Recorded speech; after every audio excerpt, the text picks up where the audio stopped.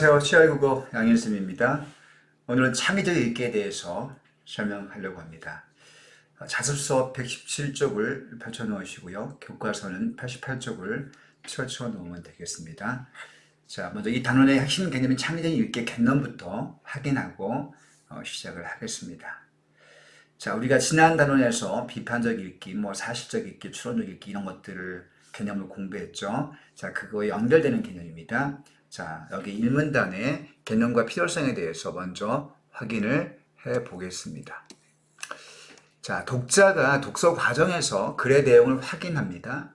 자, 내용 확인할 때 이때 거치는 읽기의 과정은 사실적 읽기와 추론적 읽기, 자, 이런 과정을 거치게 되는 거죠. 그런데 그런 독자가 하고자 하는 그 말의 내용을 사실적으로 그 내용을 이해하는 것뿐만 아니라 그것과 관련된 여러 가지 생각을 떠올립니다.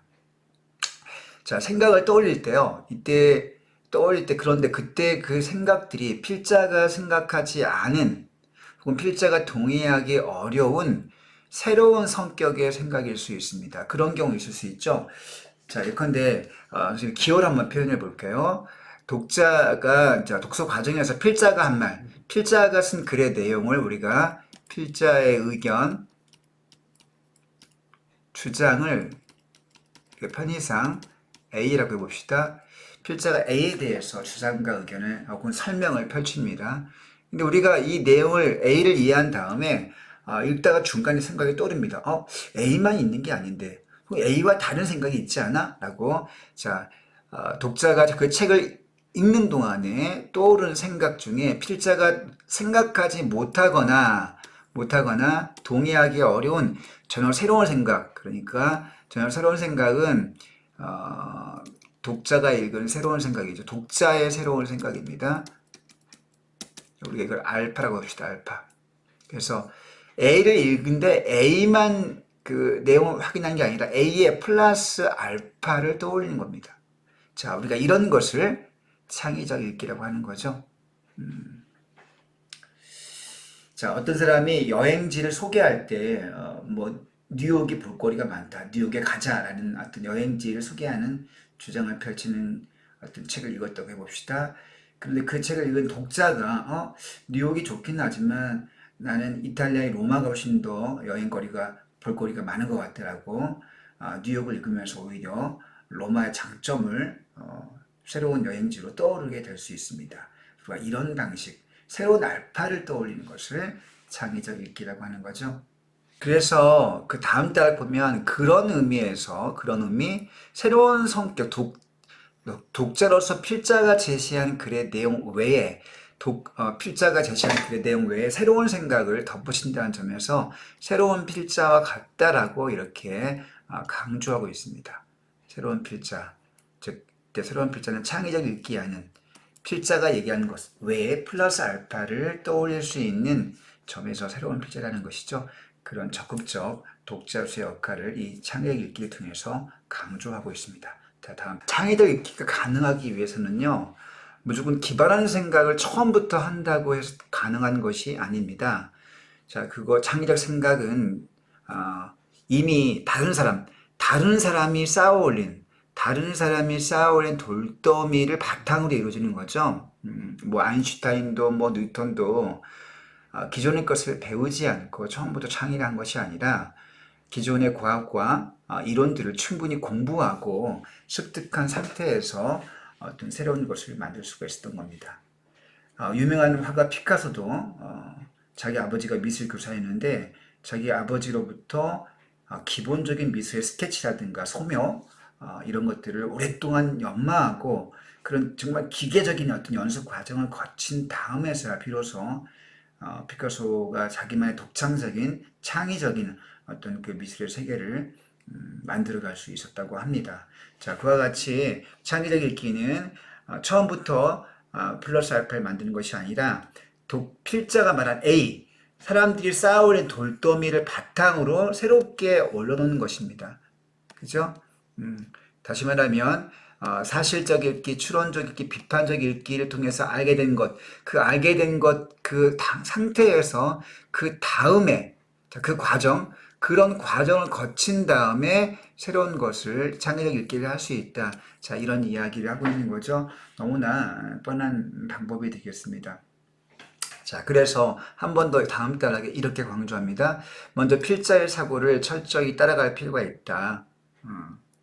자, 필자의 사고를 일단 사실적 읽기나 추론적 읽기를 통해서 필자의 생각이 무엇인지를 기본적으로 확인한 다음에 그 다음에 유연한 사고를 거쳐서 발상의 전환이 가능하다. 자, 이걸 거쳐서 발상의 전환을 할 수 있다라는 거죠. 자, 그 다음에 발상의 전환을 가지고 다른 각도로 볼 수 있지 않나? 이런 것들을 보면 어떨까?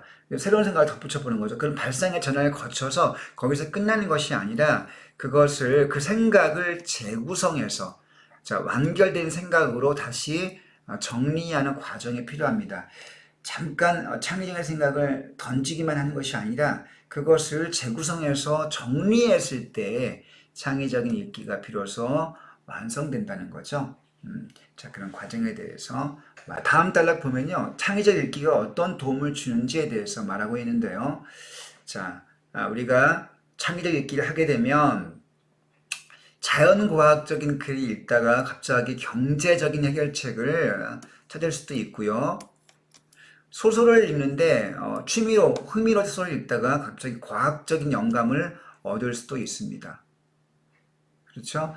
자, 그래서 창의적 읽기는 개인이 처한, 사회가 처한 문제 상황을 해결할 수 있는 문제 상황의 해결력과 해결 방안을 도출해 준다는 얘기죠. 자, 그런 점에서 창의적 읽기는 문제 해결에 도움이 된다는 측면을 말하고 있습니다. 자, 이렇게 해서 개념을 다 살펴봤고요. 이제 이 단원의 빨간 머리 애니 하는 말이라는 본문 글을 분석을 해보도록 하겠습니다. 자, 이 글은요, 창의적 읽기라고 하는 개념에 연결된 내용이죠. 빨간 머리 애니 하는 말. 빨간 머리 애니는 여러분 다 아주 유명한 애니메이션으로 알려져 있기도 하고 원작은 소설입니다. 자, 빨간 머리 애니는 캐나다의 소설가 루시모드 몽고메리라는 작가가 1908년에 발표한 아동 소설이고요. 자, 이 워낙 재밌고 흥미진진하기 때문에 이 빨간 머리 애니 일본에서 애니메이션으로 제작이 됐고요. 전 세계적으로 많이 알려지게 됐습니다. 우리나라에도 소개되어서 빨간 머리 애니는 애니메이션으로 아마 7, 8부작 정도로 제작이 되어 있는 걸로 알고 있고요. 엄청나게 재밌습니다. 자, 그 빨간머리 애니라는 아동소설, 즉 성장소설을 읽은 독자, 이 필자, 이 백용호 씨라는 이 필자는 빨간머리엔 소설 빨간머리 N을 읽고 소설을 읽고 그로부터 어떤 새로운 생각, 소설이라는 책을 A를 읽고요. 거기에 새로운 생각을 창의적으로 덧붙입니다. 그 새로운 생각을 알파를 덧붙이는 거죠. 이 알파가 바로 뭐냐면 자, 직업 선택의 기준. 우리 사회가 직업 선택의 기준에 있어서 뭐 꿈을 쫓아라, 가슴이 뛰는 일을 해라, 평생 즐거운 일을 해라 등등의 이런 식의 어떤 이야기가 있죠. 그 얘기가 정말 맞는 얘기 합니다. 그런 직업 선택 기준으로 꿈과 열정, 끼 내지는 뭐 즐거운 일, 좋아하는 일을 해라. 그와 같은 기준이 있는데 자, 그런 기준들이 실제 우리 현실과 괴리가 있죠. 자, 꿈을 쫓아, 열정을 쫓아 직업을 선택하는 사람들이 얼마나 많겠습니까? 10명 중에 한두 명 될까요? 자, 8명 아니면 다수의 사람들은 꿈과 무관한 어떤 직업을 갖고 삶을 살아가고 있기 때문에 그런 사람들은 과연 그러면 인생을 잘못 살아가고 있는 것이냐? 라고 하는 문제의식을 가질 수가 있고요. 그런 사회적인 직업 선택의 기준의 문제점에 대해서 이 글의 필자 백용옥 씨가 느끼고 그런 직업 선택의 기준으로 새로운 기준을 제시합니다. 자, 꿈도 좋지만 꿈보다 삶의 현실을 고려해서 자, 삶에 필요한 것들을 열심히 하다 보면 그 안에서 정말 인생의 값진 어떤 의미를 찾을 수가 있다라고 하는 새로운 직업 선택의 기준을 사회적인 기준의 차원에서 새롭게 플러스 알파를 제시하고 있는 겁니다. 자, 그런 점에서 이 글은 창의적 읽기를 이 글의 필자 백용욱 씨가 하고 있는 거죠. 자, 그럼 필자가 소설 빨간 머리 N을 읽고 어떻게 직업 선택의 새로운 기준으로 어떤 꿈이 아니라 삶의 기준을 제시하고 있는 것인지 이제 본문 내용을 한번 살펴봐야 되겠습니다. 따라서 이 글은 필자가 자기가 읽은 책의 경험을 1인칭 서술자의 관점에서 생각을 제시하고 있기 때문에 당연히 갈래가 뭐가 되겠습니까? 수필입니다. 수필. 자, 개인의 책 읽은 체험을 바탕으로 생각, 깨달음을 제시하고 있으니까 수필이고요. 자, 가로 안에 중수필이라고 되어 있어요. 이건 수필의 이제 주제가 가벼운 어떤 주제면은 개인적인 어떤 삶의 깨달음을 전달하고 있으면 우리가 경수필이라고 하고요. 자, 경수필. 경수필은 주제가 개인적인 측면이 있고요. 가볍습니다. 그래서 가벼울 경자의 경수필이라고 하고요. 중수필의 중자는 무거울 중자를 쓰는데 이 무겁다, 주제가 무겁다는 얘기는 사회적인 주제, 사회적인 주제를 담고 있을 때 우리가 중수필이라고 하고요. 이 글은 직업선택이라는 사회적 문제에 대해서 말하고 있으므로 당연히 사회적 주제를 다루고 있고 따라서 무거울 중자의 중수필이라고 할 수 있습니다. 따라서 현재 꿈을 쫓는 것이 유일한 직업 선택의 좋은 기준이라고 강조하는 사람들에 대해서 비판적인 시선, 비판적인 내용을 담고 있다는 점 우리가 기억을 해둬야 되겠고요. 자, 그런 것을 바탕으로 이 글에 대해서 들어가 봐야 되겠습니다. 사회적 문제점을 제시하고 있다. 자, 그 다음에 문제가 발생한 이유, 원인을 밝히고 원인을 분석하고 그로부터 해결 방안을 제시하고 있다. 이것도 이 글의 특징이 되겠고요. 자, 이런 걸 바탕으로 글을 들어가 보겠습니다. 자, 맨 첫 번째 부분은 빨간 머리 N의 전체 줄거리를 소개해주고 있습니다. 여러분이 이 내용을 잘 이해하기 위해서 이 부분은 반드시 알고 가야 되겠습니다. 자, 소설의 첫 부분에 이렇게 시작됩니다. 독신 남매 메시와 마릴라라고 하는 이 남매가 자, 나이가 좀 들어서 이제 좀 외로우니까 좀 뭐랄까요? 삶의 어떤 의미를 찾기 위해서 남자아이를 입양하려고 합니다. 그런데 차고 가는 겨서 그만 빨간 머리에 주근깨가 잔뜩 난 11살의 여자아이 N이 입양을 오게 되는 거죠. 자, 누이 마릴라는 맨 처음에 원했던 아이가 남자였기 때문에 자, N을 입양을 반대했습니다. 그런데 오빠 메쉬는 자, 이 N이 뭔가 엉뚱한 데가 있고 좀 표정에 뭔가 좀 개성이 있어 보이고 성격이 밝기 때문에 뭔가 끌림을 느끼게 되죠. 끌리게 되고 애초에 의도와는 달리 여자임에도 불구하고 입양을 결정하게 됩니다.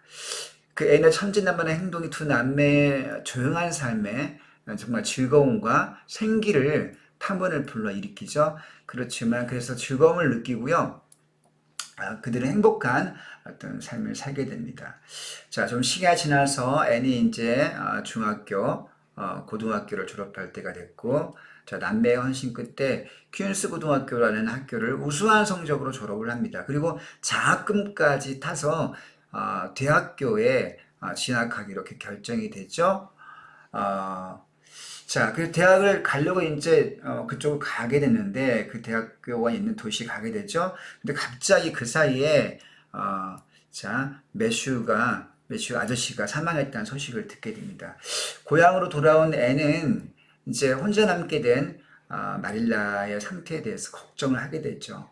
왜냐하면 마릴라는 점차 시력을 잃어가고 있고 누군가 돌볼 수 있는 사람이 필요한 상태가 됩니다. 따라서 자기 꿈을 쫓기 위해서 애는 마릴라를 두고 혼자 떠나야 되는 그런 상황이 되는 거죠. 그래서 자기 꿈을 위해서 마릴라를 이별을 하고 대학을 진학을 할 것인지, 이건 대학에 진학하는 건 하고 싶은 일, 즉 꿈을 가리키는 거죠. 꿈.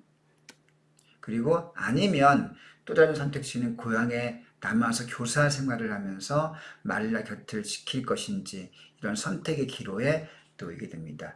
자, 고향에 남아서 마릴라를 돌보며 교사를 하는 것은 해야만 하는 일, 그죠? 하고 싶은 게 아니라 해야 할 일인 거죠. 해야 할 일과 하고 싶은 일 사이에, 이 둘 사이에 갈등을 느끼게 됩니다. 자, 그러나 갈등 끝에 N은 결국 고향에 남기로 결심합니다. 즉 하고 싶은 일과 해야 할 일 가운데에서 해야 할 일을 선택하게 되는 결단을 내리게 된 거죠. 여기까지가 전체 줄거리 내용입니다. 자, 과연 이런 줄거리를 통해서 이 글의 필자 백용옥 씨는 어떻게 이 작가는 어떻게 생각을 전개하고 있을까요? 선생님이 서두에 말했지만 다음 부분을 나는 언제나 자 1인칭 서술자가 나오고 있는데 1인칭 서술자 나는 허구적 대리인이 아니고요. 허구적 대리인이 아니고 실제 작가를 가리키는 인물이죠. 자, 수필이기 때문에 그렇습니다. 자, 나는 언제나 직업을 바꾸는 사람들을 흥미롭게 바라봐. 여러분, 직업을 바꾼다고 하는 건 굉장히 어려운 일이죠. 여러 가지 이유가 있을 수 있습니다. 자기 의지와 무관하게 회사가 갑자기 망할 수도 있고, 또 갑자기 자기가 몸이 아파서 회사에 출근하지 못하게 돼서 직업을 바꿔야 되는 그런 경우도 있을 수 있죠. 아무튼 그런 것들은 흔한 일이 아니기 때문에 우리에게 흥미를 일으키죠. 예를 들고 있습니다. 자, 전공이 국문학인데 소설가가 된 사람, 이건 직업을 바꿨다고 볼 수 없죠. 국문학과 소설가는 같은 연관된 계통이기 때문에 필자에게는 흥미를 주지는 못하는, 이건 흥미로운, 필자에게 흥미를 주는 그런 사실은 아닙니다. 그런 보다는 인공지능 로봇을 만들던 공학자가 벼랑간 작가로 데뷔해요. 공학자가 작가로 데뷔하는 거는 직업을 바꾸는 케이스에 해당하죠. 자, 직업을 바꾸는 케이스에 해당하고요. 따라서 필자에게 큰 매혹과 흥미를 느끼게 해줍니다. 자, 그런데 여러분, 이렇게 갑자기 직업을 바꾼다고 하는 이런 놀라운 사건은 반드시 이유가 있을 수밖에 없죠. 되게 어떤 사연이 있을까? 필자는 그런 그 사연이 되게 궁금할 것이고, 그것 때문에 흥미를 갖게 되는 거죠. 자, 필자가 직업을 바꾸는 사람들이 흥미를 갖게 되었다. 그리고 사례를, 자, 여기 예시를 들고 있습니다. 자, 필자가 경기도에 있는 한 도서관에서 강의를 하다가 유독 고등학생들이 많이 모여있는 것을 보고 도중에 질문을 던집니다. 여러분, 꿈이 뭐예요? 흔히 던지는 질문인데 학생들이 제일 싫어하는 질문 중에 하나가 꿈이 뭐냐고 묻는 겁니다. 꿈이 없을 수도 있는데 물어보고 대답 안 하면 괜히 꿈이 없어서 뭔가 좀 모자라 보이니까 얼마나 당황스럽습니까? 자, 꿈이 없는 건 죄가 아닌데 마치 약간 뭔가 추궁을 받는 느낌? 꿈이 없으면 뭔가 안 될 것 같은 느낌? 그런 불편한 어떤 질문인 거죠. 자, 그렇게 질문을, 이 글의 작가 백용옥 씨가 뭔가 좀 잔인한 질문을 던진 거죠. 어떤 학생은 공무원이라고 답하고 어떤 학생은 범죄 심리 상담가 그런 것들을 답하고 심리 분석관을 꿈으로 말하는 친구도 있습니다. 다 이런 친구들도 꿈을 갖고 있는 친구들이네요. 시간이 더 있었다면 그 학생에게 경찰관에 대해서 얘기해주고 싶었다. 이런 얘기를 합니다. 자, 그 경찰관의 하고 싶은 얘기를 그 현장에서는 필자가 하지 못했죠.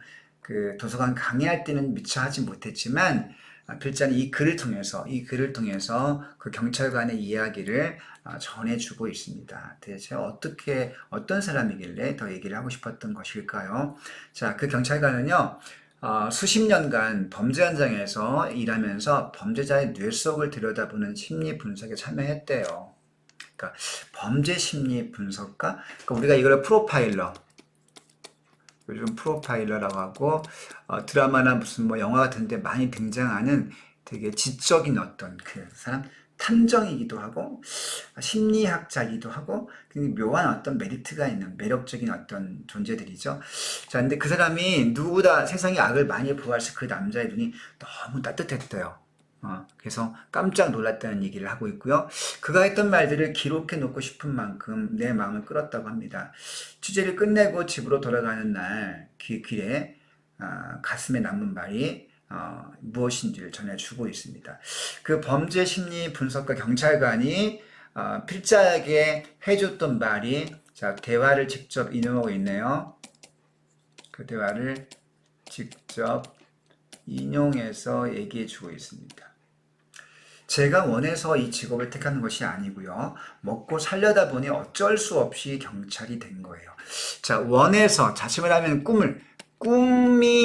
이 경찰관이 꿈이 경찰 심리 분석가 되는 거 아니었다는 얘기죠. 꿈이 아니고 먹고 살려다 보니 어쩔 수 없이 네모차 되게 발표하세요. 자, 꼭 해야 될 일, 하고 싶은 일이 아니고 해야 될 일인 거죠. 이거는 빨간 머리 애의 이야기로 연결시켜 보면 어떤 거와 똑같냐면요. 바로 빨간 머리 애니 고향에 남아서 교사 일을 계속하면서 마릴라 옆에 머무는 거죠. 자, 어쩔 수 없이 경찰이 된 거라고 고백을 하고 있습니다. 자, 제가 이 일을 하는 건 유별난 소명의식. 여러분, 소명의식이 많이 나오는 말 아닙니까? 한자어인데, 소명. 이 명자가 명령할 명자입니다. 하늘, 절대자, 혹은 내가 거부할 수 있는 운명, 어떤 운명에 의한 명령, 운명에 의한 명령에 의해서 책임을 가지고 하는 걸 우리가 소명의식이라고 하죠. 그런 소명의식 때문이 아니라 사람들에게 필요한 일이고 도움을 주기 때문에, 자, 도움을 주고 내 꿈 때문이 아니라, 자, 소명의식 때문이 아니라 원해서가 아니라 먹고 살려다 보니 필요한 일이고 도움을 주는 것이기 때문에 이 일을 했다라고 하는 그 경찰관의 그 말을 직접 인용해서 회상을 통해서 직접 인용을 하고 있습니다. 자, 인상적이네요. 자, 그 경찰관의 말이 각인되었다. 머릿속에 또렷이 남게 됐다. 가슴에 남았다는 거죠. 그 이유가 뭐냐면, 그 즈음에 필자가 내가 의심하고 있었던 내용이 뭐냐면, 꼭 직업을 선택할 때 꿈을 이루어야만 꿈이 직업이 되어야만 하는 것일까? 자, 이건 회의하고 의심하고 있었습니다. 사람들은 보통 이렇게 말해요. 사람들은 말하기를 가슴 뛰는 일을 해라. 여러분들, 사람들이라는 이런 말을 우리가 뭐라고 합니까? 사회적 통념이라고 하죠. 굉장히 중요하네요. 사람들은 가슴 뛰는 일, 자, 열정을 느끼는 일, 꿈으로 가진 일을 직업으로 갖기를 소망하죠. 이게 통념입니다. 자, 하지만 여기서 뭐가 나옵니까? 통념에 대한 반박, 통념에 대한 문제 제기, 반박이 시작되고 있네요. 하지만 누구나 가슴 뛰는 일을 직업으로 가질 수는 없다. 가질 수 있는 걸까? 자, 계속 질문을 던지고 있습니다. 서리법을 통해서 질문을 던지고, 체크해주세요. 서리법을 통해서 질문을 던지고 있고요. 그러면서 누구나 자신의 꿈을 이루기 위해 선택한 직업에서 최고가 될 수는 없다. 자,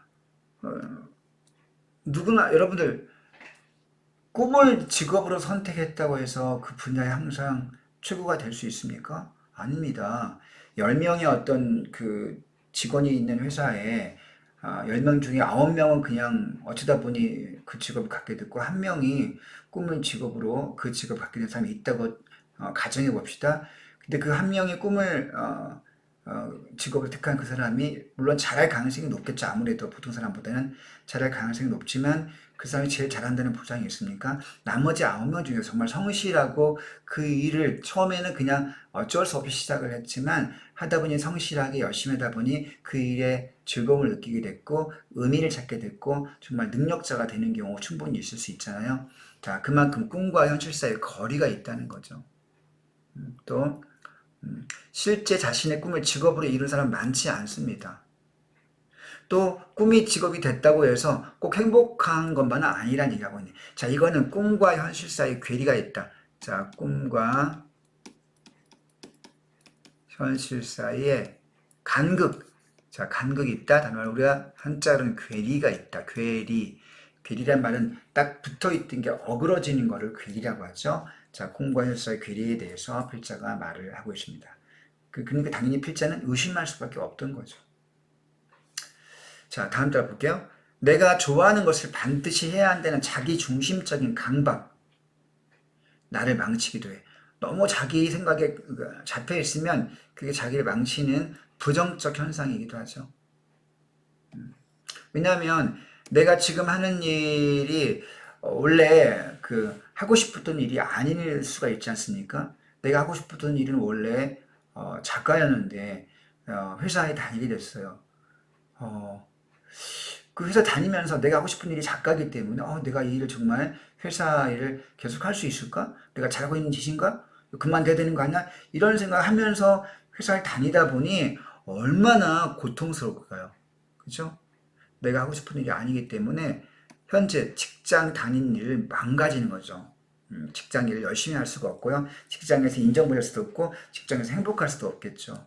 자, 자기 중심적인 강박, 꿈을 쫓는 자기 중심적인 강박이 현재의 나를 망칠 수 있다. 자, 문제점, 꿈을 쫓는 것의 문제점, 꿈만을 추구할 때 어떤 문제점을 얘기해 주고 있습니다. 무조건 나쁘다는 것은 아니고요. 그럴 때 이런 문제점을 우리가 직면할 수 있다는 거죠. 자, 그래서 필자는 꿈을 쫓는 것보다 더 중요한 것을 이렇게 강조합니다. 가장 중요한 거 네모칠게요. 별표 3개. 꿈에서가 아니라 하고 싶은 일이 아니라 해야 하는 일에서 의미를 발견하고 그것을 좋아하는 발견하고 노력하는 것이 중요하다는 필자의 주장을 펼치고 있습니다. 필자가 내린 결론이죠. 아까 통념으로부터 문제를 제기하고 자, 문제점을 쭉 제시한 다음에 거기에 대한 결론, 주장을 펼치고 있네요. 자, 이런 순서로 이 부분이 전개되고 있다는 거예요. 전개도의 흐름을 잘 이해해 두시기 바랍니다. 통념, 문제 제기, 그 다음 문제점의 나열, 그 다음에 결론, 주장, 새로운 주장인 거죠.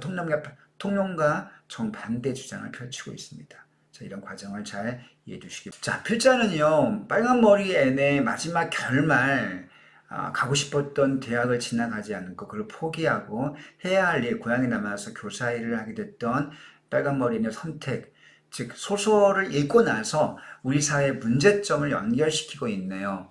자, 바로 이런 읽기가 필자가 무슨 읽기입니까? 창의적 읽기를 해내고 있는 그런 대목임을 우리가 알 수 있습니다. 어떤 점에서 소설을 읽고 소설의 감상에 그치지 않고 그 소설에서 사회 문제 해결의 실마리를 새롭게 필자가 제시하고 있다는 점, 바로 이것이 창의적 읽기의 증거라는 거죠. 자, 그런 점 여러분들이 기억을 기본적으로 하고 있으면서 염두에 두면서 이 글을 읽어 나가야 되겠습니다. 다시 본문에 할게요. 나는 직업을 꿈과 연결해 내가 하고 싶은 일, 가슴 뛰는 일을 하지 않으면 마치 실패자인 것처럼 꿈과 연결된 실패자인 것처럼 하는 생각. 자, 그래서 좌절케 만드는 세태를 생각했습니다. 여기 현실 비판적이네요. 현실 비판.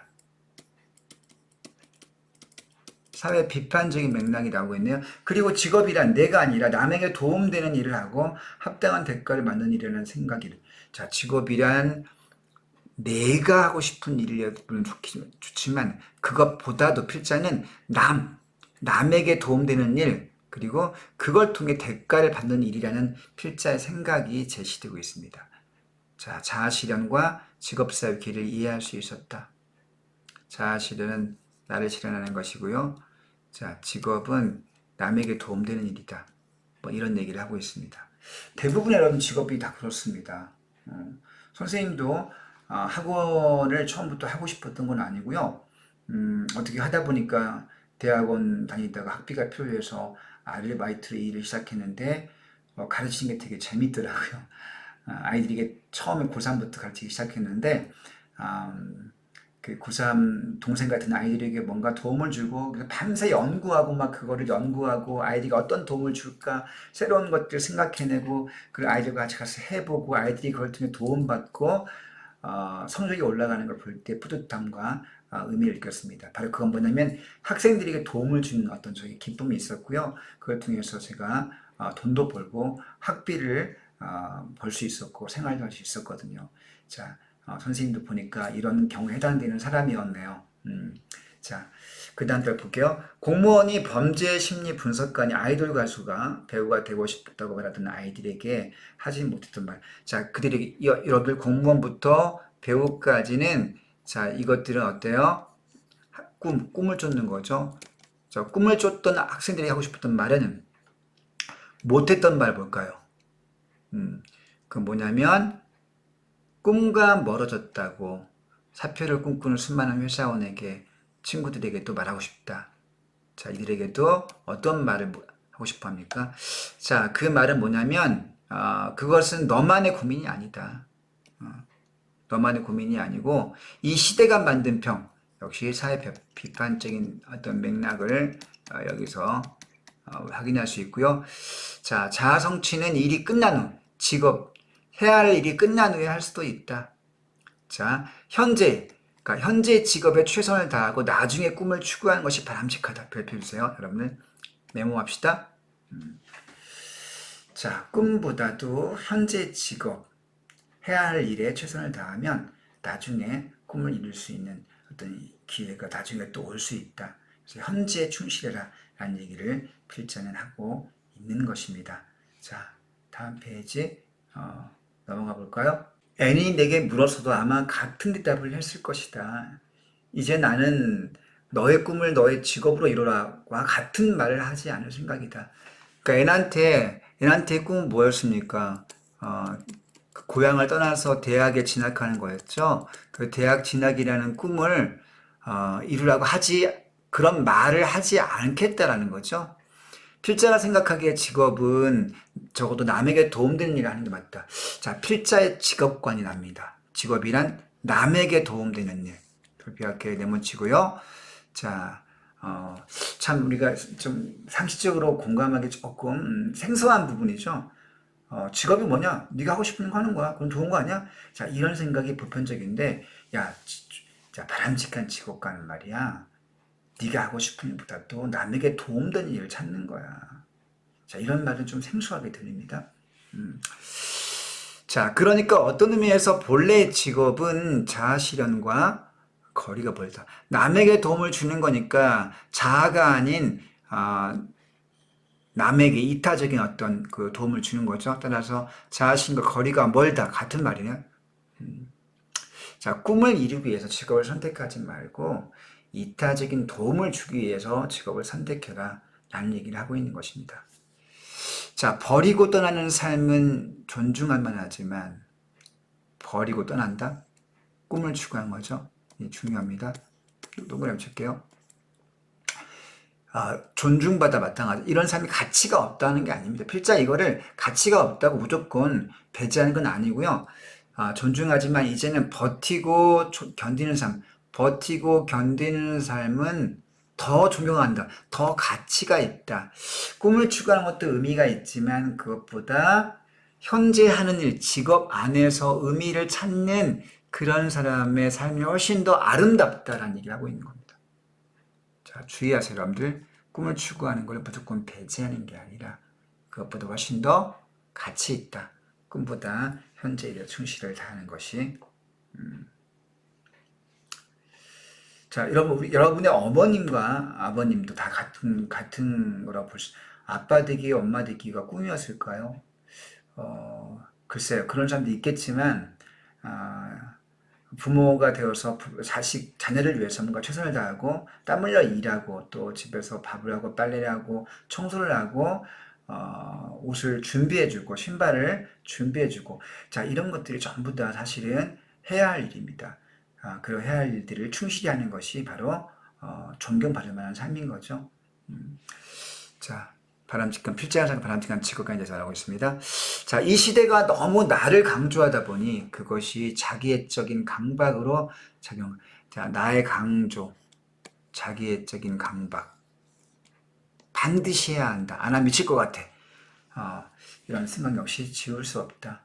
자, 모든 사람의 꿈이 이루어질 수도 없지만 만약 모든 사람의 꿈이 이루어진다면 아마 이 세상은 엉망이 될 것이다. 자, 모든 사람의 꿈이 이루어지는 것은 현실적으로 불가능.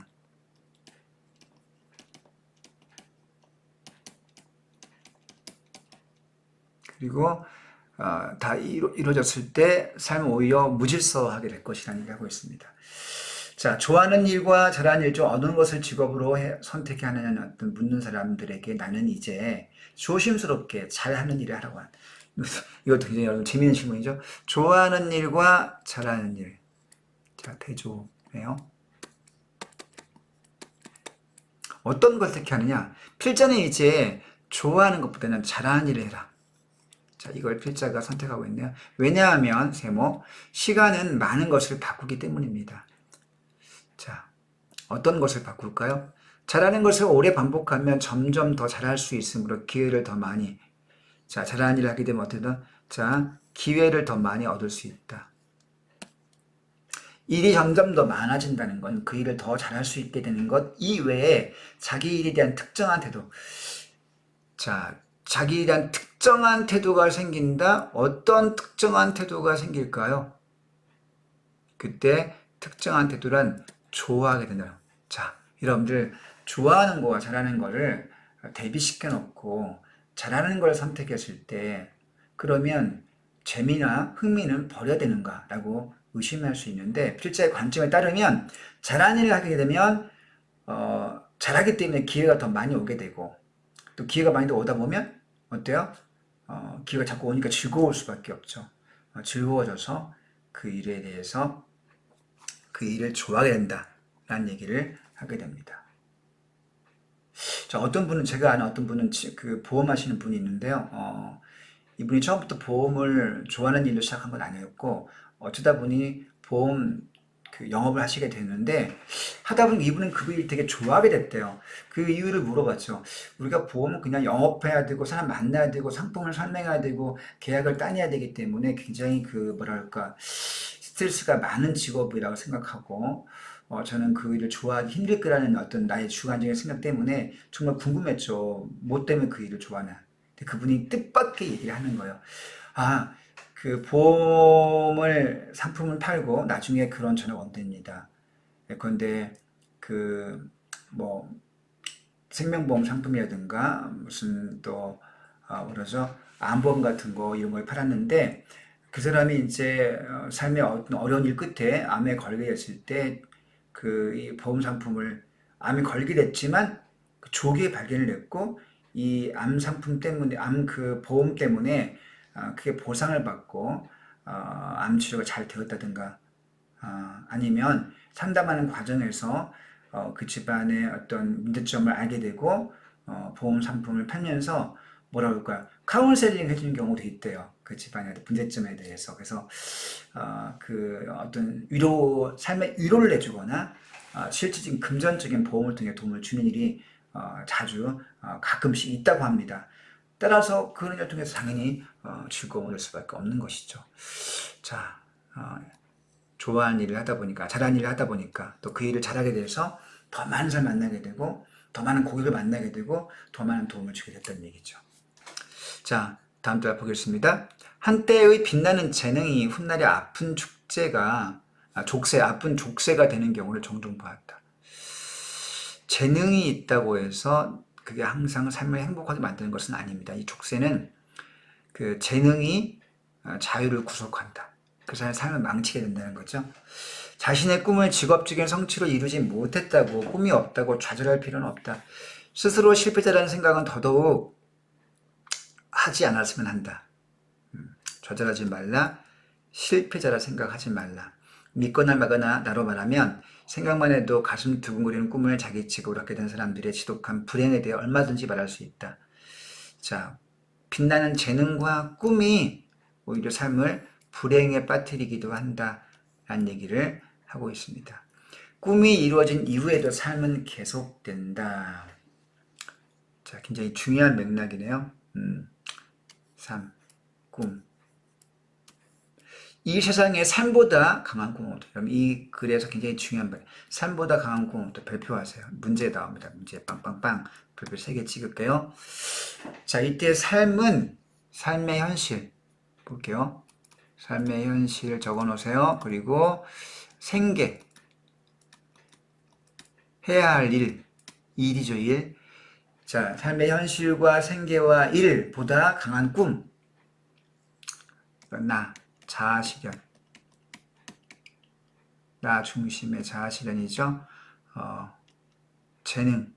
자, 이런 것들을 가리킵니다. 자, 삶보다 강한 꿈은 없다. 삶이 더 그만큼 우리 그 삶에서 꿈보다 더 중요한 역할을 하고 있다는 거죠. 자, 꿈의 실현보다 무엇이 꿈의 실현보다 삶이 더 우선적이다. 이쪽 뽑아볼게요. 정리해 봅시다. 자아실현보다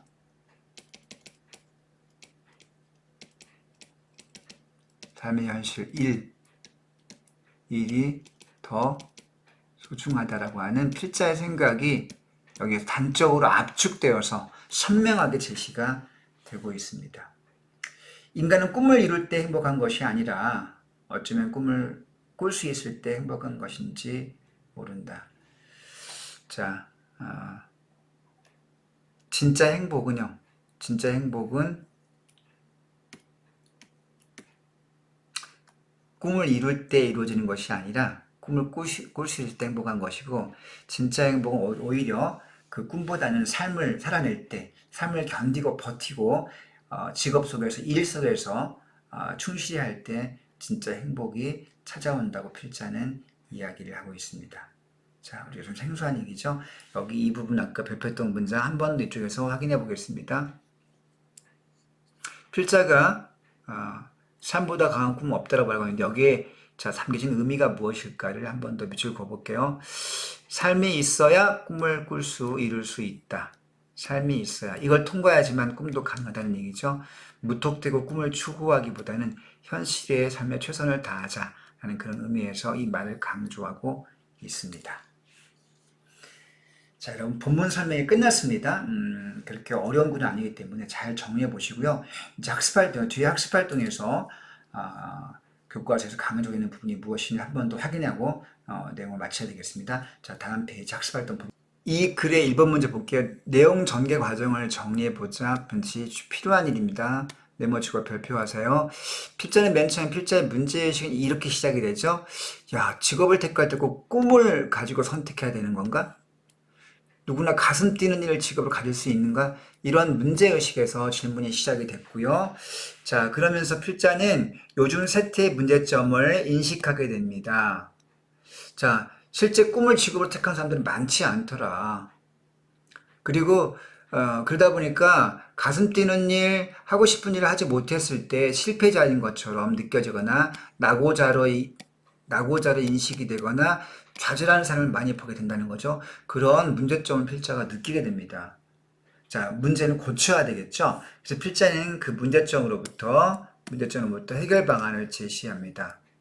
자, 꿈에서가 아니라 해야 할 일에서 의미를 발견하고 그것을 좋아하게 노력해라. 자, 해야 할 일에서 의미를 발견하고 노력해라. 그리고 그 좋아하는 일보다 잘하는 일을 해야 할 일, 그리고 근데 잘하는 일에서 직업을 선택해라. 이런 식의 해결 방안을 제시해주고 있습니다. 자, 이 글의 필자는요, 빨간 머리 앤이라는 소설을 읽고 이런 생각을 하게 됩니다. 그러니까 이 글은 단순한 소설 감상문이 아니에요. 왼쪽 보시면 소설 감상문이 아니고요.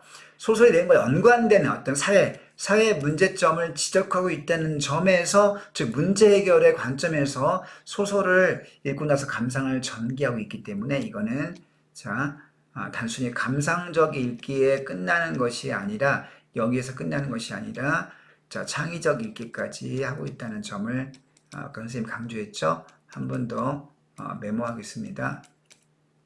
자, 다음 문제는요, 소설 빨간머리 애는 직접 마지막 결말 부분에 인용한 부분인 겁니다. 이 글의 필자가 앞에서 얘기했던 소설의 그 뒷부분인데요. 자, 문제 이 부분이 나올 가능성이 높습니다. 그죠? 자, 발표해 놓고요. 자, 소설을 소개해주고 있습니다. 그리고 일화를 대화체로 소개해주고 있고요. 애의 마지막 그 성장과정 끝부분을 소개해주고 있네요. 자, 마릴라는 꿈꾸는 표정으로 앤의 말을 듣고 있습니다. 앤, 네가 여기 있어준다면 나야 더할 나위 없이 좋지. 하지만 나 때문에 널 희생시킬 수 없어. 자, 희생시킨다. 이때 희생이란 말은 뭐의 희생입니까? 대학 대신에 고향에 남아서 마릴라와 함께 사는 거죠. 자, 그건 말이 안 돼. 라고 마릴라는 자신의 입양된 딸, 빨간머리 앤의 희망과 꿈을 지켜주고 싶어 합니다. 그때 애는 경쾌하게 웃습니다. 그런 말이 어디 있어요? 희생이라뇨? 희생이 아니고요. 자, 빨간 지붕, 초록 지붕집을 포기하는 것, 이것은 대학을 진학하는 거죠. 대학을 진학하는 것, 대학 진학 포기죠. 그죠? 초록 지붕집을 포기한다는 말은 대학을 진학하는 것을 의미하죠. 대학 진학을 하는 것은 아닙니다. 초록 지붕 집을 포기하는 것보다 더 큰 희생은 없어요. 그러니까 고향을 떠나서 대학을 진학하는 것은 더 큰 희생이다라고 오히려 빨간머리 앤이 자기 입양 부모 마릴라를 위로해주고 있습니다. 그것은 가슴 아픈 일입니다. 대학을 진학하는 것은 가슴이 아픈 일이다. 초록 지붕 집을 포기하는 것은 가슴 아픈 일이다. 자, 우리는 이제 이 정든 옛집을 지켜야만 해요. 제 마음은 이미 정해졌어요. 아주머니, 저는 레드먼드에 가지. 레드먼드는 대학이 있는 곳입니다. 가지 않아요. 여기 남아서 아이들을 가르칠 거예요.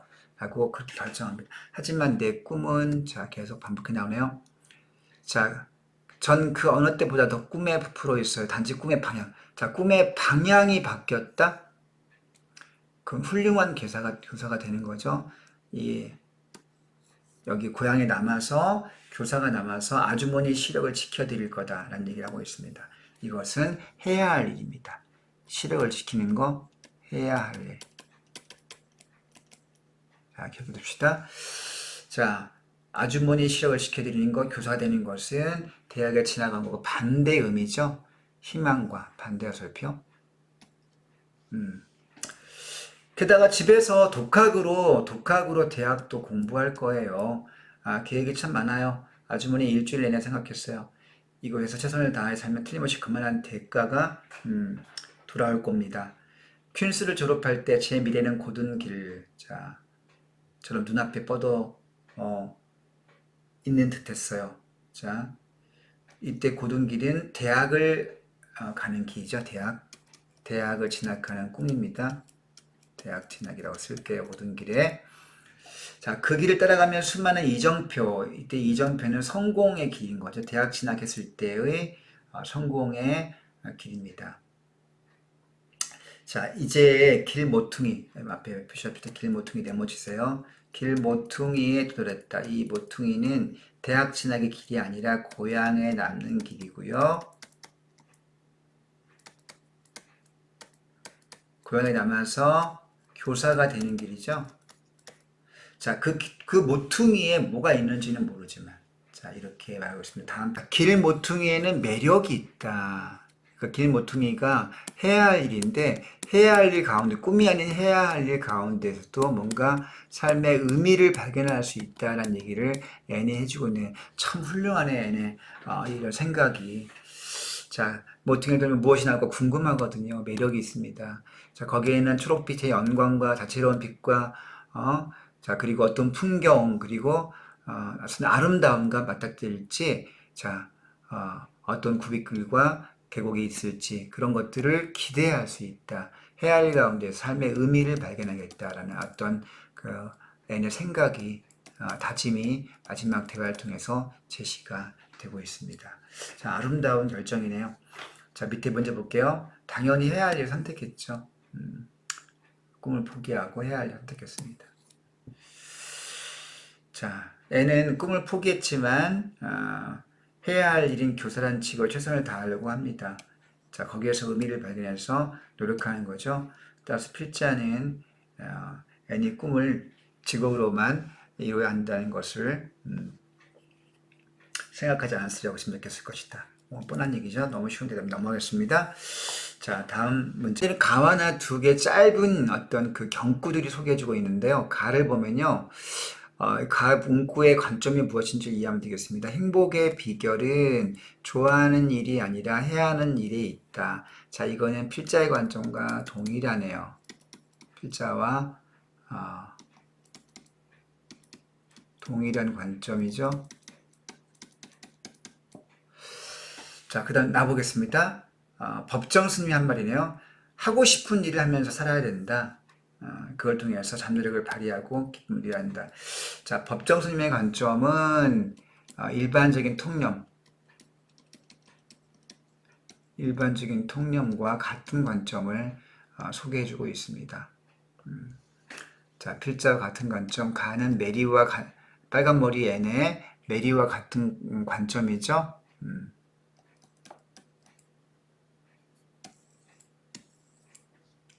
다음 문제 넘어가 다음 페이지는요, 그 장영희 씨, 스피리가 장영희 씨의 수필 한 편을 마지막으로 덧붙여 소개해주고 있습니다. 이것도 문제에 나온다고 봐야 되겠어요. 주제가 비슷하죠.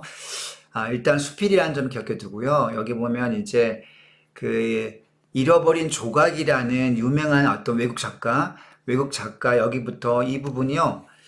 장영희 씨가 쓴 내용이 아니고 이 내용은 잃어버린 조각이라는 동화를 인용했습니다. 자, 외국 작가의 동화를 인용해서 그로부터 자기 생각을 전개하고 있는데요. 자, 이것도 스필과 장영희 씨가 외국 작가의 동화를 그냥 감상으로만 그친 것이 아니라 이 동화를 읽고 나서 즉 사실적 읽기를 하고 나서 이로부터 창의적 읽기를 통해서 필자의 생각을 덧붙인 어떤 그런 대목입니다. 자, 수필이고요, 당연히.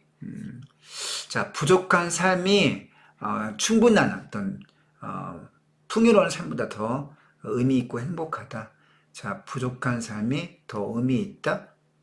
이건 되게 또 완벽함은 불편함이다. 자, 이건 역설적 표현이죠. 굉장히 중요한 역설적 표현이 담겨 있습니다. 부족함의 긍정적 의미를 담는다. 이것도 역시 역설적 의도가 있는 표현이 되겠습니다. 자, 이 글이 장영희 씨 이 수필이 외국 작가의 동화를 이용해서 부족함이 오히려 의미 있고 가치 있다고 하는 그 역설적 주제를 표현하고 있다는 점 여러분들이 꼭 먼저 기억해 두시면서 글을 들어가야 될 것 같습니다. 자, 본문 들어가 볼게요. 자, 이거는 외국 작가의 작품 동화 인용입니다. 귀퉁이 한 조각이 떨어져 나가서 온전치 못한 동그라미. 이 동그라미는요, 온전치 못한, 부족한 상태죠. 부족한 존재. 여러분, 우리 모두가 부족한 존재잖아요. 약간 들떨어지고, 항상 숙제도 다 못해가고, 또 배웠던 거 다 까먹고, 또 1시간 공부를 계획했는데, 막상 친구한테 카톡 오는 바람에 1시간 공부 얘기 10분으로 줄어들고, 자, 이런 우리가 부족함 갖고 있는 존재들입니다. 자, 그걸 동그라미로 표현했네요. 동그라미 너무 슬퍼서, 자, 기본적으로 동그라미는 인간적인 감정을 갖고 있네요. 우리가 이거를 뭐라고 합니까? 의인화됐다. 자, 동그라미를 의인화시켰네요. 사람의 감정인 것처럼. 자, 이렇게 사물을 통해서 인간의 감정이나 인간의 문제를 대신 이야기할 때 우리가 이걸 가리켜서 우화적 혹은 우의적 수법이라고 하고 동시에 상징적인 수법을 쓰고 있다고 말할 수 있습니다. 그렇죠? 자, 같은 맥락입니다. 자, 그 동그라미 너무 슬펐습니다. 한쪽이 귀퉁이가 없으니까요. 동그라미 한쪽이 깨져 있다면 동그라미가 아닌 거잖아요. 그죠? 상식적으로 볼 때는. 그래서 그 잃어버린 조각을 찾기 위해서, 완벽해지기 위해서, 완벽해지기 위해서 여행을 떠납니다. 자, 그러면서 노래를 부릅니다. 나의 잃어버린 조각을 찾고 있어요. 어디 있나요? 때로는 눈에 묻히고 비를 맞고 햇빛에 그을리며 즉 시련을 겪으면서 완벽함을 추구합니다. 그런데 한 조각이 없기 때문에 빨리 그릴 수가 없네요. 자, 불편함이 있습니다. 그래서 힘겹게 천천히 구르다가 멈춰서 벌레와 대화도 나누고 길가에 핀 꽃의 냄새도 맡습니다. 어떤 때는 딱정벌레와 함께 구르기도 하고요. 나비가 머리에 내려앉기도 했습니다. 여러분, 이건 뭡니까? 이건 플러스음이죠. 고난의 과정에서 고난과 시련의 과정에서 뭘 경험합니까? 함께함을 경험하고요. 나눔을 경험하고 오히려 삶의 여유, 그리고 소통의 즐거움, 기쁨을 경험합니다. 부족하기 때문에 그런 것들을 누가 함께 해준 거죠. 자, 오랜 여행 끝에 드디어 동그라미는 몸에 꼭 맞는 조각을 만났습니다. 자, 드디어 완벽해진 동그라미가 되는 순간이죠. 자, 이건 여러분들 현대 인간으로 비유하자면 물질적인 풍요를 얻게 된 현대인을 비유합니다. 별표하세요. 몸에 꼭 맞는 조각은 물질적 풍요를 이룬 현대인을 가리킨다. 물질적 풍요를 이룬 현대인. 이제 완벽한 동그라미가 되어 이전보다 몇 배 더 빠르고 쉽게 구를 수 있게 되었다. 그런데 자, 쉽게 구르고 빠르고 맛있는 걸 많이 먹고 뭐 여행도 많이 다니고 뭐 아무튼 그런 풍요를 누리게 됐습니다. 그런데 이제 떼굴떼굴 정신없이 구르다 보니 속도가 빨라지다 보니 벌레와 이야기할 수 있는 기회가 없습니다. 오히려 역설적으로, 그죠? 냄새도 맡을 수가 없고 나비가 앉을 수도 없네요. 여러분들 빠름을, 자, 얻은 것은 빠름이죠. 빠름을 얻긴 했지만 빠름을 성취했습니다. 다시 말하면 빠름 성취, 물질적 풍요를 얻게 된 거죠. 대신에 뭘 이뤘습니까? 나눔과 함께함, 그리고 위로, 소통, 삶의 여유, 이런 것들을 자 이뤘습니다. 이거를 잃게 된 거죠. 이걸 얻는 대신에. 자, 다시 말하면 행복을 잃어버린 겁니다. 행복함, 기쁨을 상실하게 된 거죠. 자, 내 잃어버린 조각을 찾았어요. 자, 말할 틈도 없습니다. 너무 바쁘니까. 그러니까 돈을 많이 벌지만 직장에 얽매여서 일요일도 반납하고 주말도 일하는 그런 사람들 간혹 있습니다. 그게 과연 행복할까요? 자, 이런 질문을 던져보면 쉽게 알 수 있을 것 같아요. 노래를 부르려고 했지만 너무 빨리 구르다 보니 숨이 차서 부를 수가 없게 됐고, 한동안 가다가 동그라미는 구르기를 멈추고, 찾았던 조각을 살짝 내려놓습니다. 완벽함을 버렸네요. 자, 결단을 내렸습니다. 자, 얻은 것은 물질적 풍요였지만 반면에 나눔과 소통, 배려, 위로 이런 것들을, 즉 행복감을 잃어버렸기 때문에 동그라미는 다시 결단을 하고 그 완벽함을 버리려는 거죠. 자, 아름답네요. 이런 결정하기 쉽지 않은데요. 물질을 버리다니. 자, 그러면서 천천히 다시 굴러가며 노래했습니다. 그러자 다시 어때요? 나비 한 마리가 내려앉네요. 오늘 아름다운 동화 이야기입니다. 자, 여기까지가 필자가 인용한 동화 속의 원문이고요. 필자 장영희 씨가 이 원문 동화로부터 어떤 생각을 다음 단락에 창의적으로 덧붙이고 있는지 한번 살펴볼게요. 자, 이 동화는 아낌없이 주는 나무, 우리가 유명한 작품이죠. 아낌없이 주는 나무, 유명한 그 작가인 스텔 실버스타인이 쓴 동화인데요. 자, 완벽함의 불편함, 네모치세 별표 빰빰빰, 이게 바로 뭡니까? 무슨 표현? 역설입니다. 역설. 체크해주세요. 역설을 전하고 있다. 사실 특별하게 잘나서 보통의 다수와 분리되어 살아간다는 것은 어쩌면 겉보기처럼 그렇게 멋진 일이 아닐지도 몰라. 자, 한 조각이 떨어져 나가서 삐뚤삐뚤 구르는 동그라미처럼 조금 부족하게, 느리게, 가끔은 꽃냄새도 맡고, 자, 부족하고 느리고, 자, 그런 함께하는 삶이 더 의미 있고 행복할 수 있다는 메시지 있다라고, 자, 그래 주제를 정리해주고 있습니다.